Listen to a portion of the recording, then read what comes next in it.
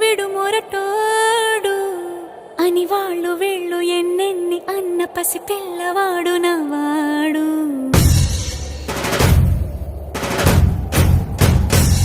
విడు ముండోడు అని ఊరు వాడ అనుకున్న గాని మహారాజు నాకు నవ్వాడు.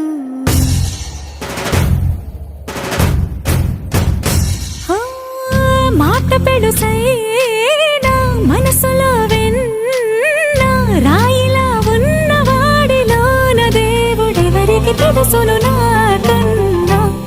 సూసేకి అగ్గిరవ్వ మాదిరే ఉంటాడు.